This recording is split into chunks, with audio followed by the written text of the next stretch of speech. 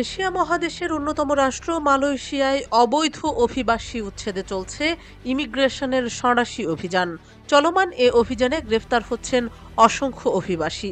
সর্বশেষ দেশটির জোহর রাজ্যে টানা ৩ দিন চলে সন্ত্রাসী অভিযান।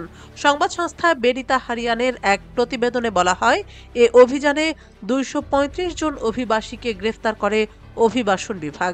এ সংখ্যার মধ্যে ১১৩ জন বাংলাদেশীও রয়েছেন। রাজ্যের অভিবাসন বিভাগ সূত্রে জানা গেছে, শুক্রবার থেকে রবিবার পর্যন্ত রাজ্যের ৫টি জেলায় রিফ্লেক্সোলজি সেন্টার এবং কংসি বাড়িতে অভিযান চালিয়ে মোট ২৩৫ জন অবৈধ অভিবাসীকে গ্রেফতার করা হয়। Johor immigration director Datuk Mohammad Rushdi Mohammad Darus এক বিবৃতিতে বলেছেন যে গত ডিসেম্বরে স্বেচ্ছাসেবী পুনর্বিন্যাস কর্মসূচি শেষ হওয়ার পর তার বিভাগ আর নিয়োগকর্তা প্রাঙ্গণের মালিক এবং অবৈধ অভিবাসীদের নিয়োগ এবং সুরক্ষা প্রদানকারী ব্যক্তিদের সঙ্গে আপোস করবে না। তিনি বলেন, প্রথম অভিযানে গত শুক্রবার মধ্যরাতে ৫টি জেলায় একযোগে অভিযান চালিয়ে ১৩০ জন বিদেশি এবং ২টি রিফ্লেক্সোলজি সেন্টারের নিয়োগকর্তাকে গ্রেফতার করা হয়। তার মতে, প্রথম একযোগে অভিযানে জোহর বাহরুতে মোট ৯০ জন অবৈধ অভিবাসীকে গ্রেফতার করা হয়েছে, যেখানে ৯ জন অবৈধ অভিবাসী এবং ২ জন নিয়োগকর্তা, ১২ জন অবৈধ অভিবাসী এবং সেগামাতে ৭ জনকে গ্রেফতার করা হয়েছে। প্রথম অভিযানে ১৮টি কারখানা প্রাঙ্গণ এবং ভাগ করা আবাসন বসতির পাশাপাশি বাতু পাহাত, মার্সিং, মুয়ার এবং সেগামাতে ১৭টি রিফ্লেক্সোলজি কেন্দ্রে অভিযান চালানো হয়।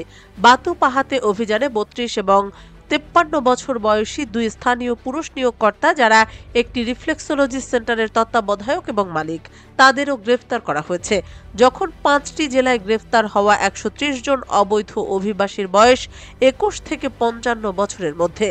গ্রেফতারকৃত অবৈধ অভিবাসীদের মধ্যে রয়েছে ৪ জন চীনা নারী, ৫ জন থাই নারী, ১৭ জন ইন্দোনেশিয়ান পুরুষ এবং ১৭ জন নারী, ৬ জন ভিয়েতনামি নারী, ২৩ জন মায়ানমার পুরুষ এবং ৫ জন নারী, ২ জন ভারতীয় পুরুষ, ৩৬ জন বাংলাদেশি পুরুষ এবং ১৫ জন পাকিস্তানি পুরুষ রয়েছেন।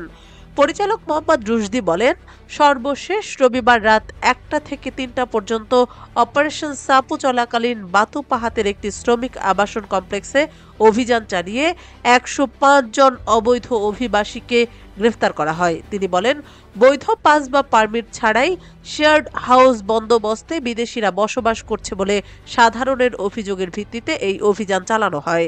এই অভিযানে ১৮ থেকে ৫৪ বছর বয়সী মোট ৩২৯ জন অভিবাসীর কাগজপত্র পরীক্ষার পর এদের মধ্য থেকে ১০৫ জন অভিবাসীকে গ্রেফতার করা হয়। এ সংখ্যার মধ্যে রয়েছে ৭৭ জন বাংলাদেশি।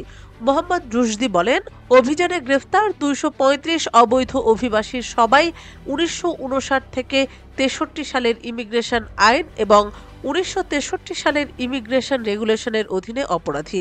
পরবর্তী ব্যবস্থা নিতে গ্রেফতারদের পেকান নেসাস ইমিগ্রেশন ডিপোতে রাখা হয়েছে।